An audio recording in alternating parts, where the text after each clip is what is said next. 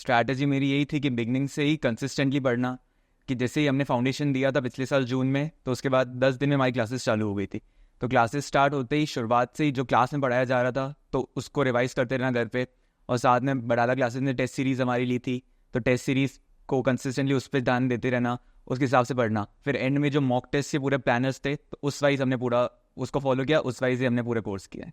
तो जैसा कि आपने यहाँ पे मेंशन किया मॉक टेस्ट का, तो अगर हम बात करें कि कितने मॉक देने के बाद ये रैंक हासिल हो सकती है?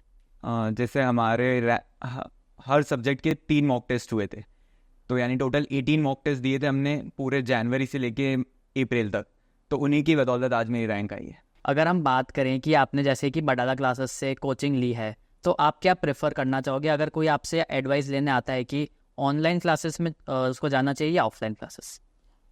I think that choice differs from student to student. But आपके हिसाब से क्या होगा? Yes, my personal preference would be offline classes. Okay. हम बडाला क्लासेस जाते थे तो the interaction that you have with the faculty, it is something very different जब आप practically classes में बैठे होते हो.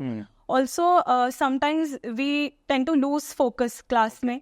So teachers online find it difficult to maintain that kind of focus on each and every kid. But Badala classes में हम जैसे offline classes, I think every offline class in fact, वहाँ पे बच्चों पे फोकस करना बहुत इजी हो जाता है टीचर्स के लिए भी, and students also find it easy जब आप 1-to-1 अपने टीचर्स से डाउट्स क्लियर कर पाते हो. And definitely doubt solving is one of the great ways to solve your problems, और आपको कॉन्सेप्ट भी ज़्यादा टाइम याद रहता है when you question the certain thing from it. तो अगर हम बात करते हैं जैसे कि आप अब नेक्स्ट आर्टिकलशिप के लिए जाएंगे जी, तो आपके पास अब एयर का टैग है जी. तो आप उदयपुर में रह के करना प्रेफर करेंगे या आप इसके लिए बाहर की तरफ जाएंगे? Actually, I plan on going to Mumbai. Okay. It has been my dream city since a lot of years. बहुत सारे Indians would agree to that.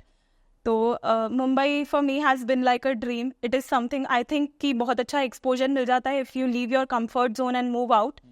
So my family is also supportive with it. So I'm planning to go out.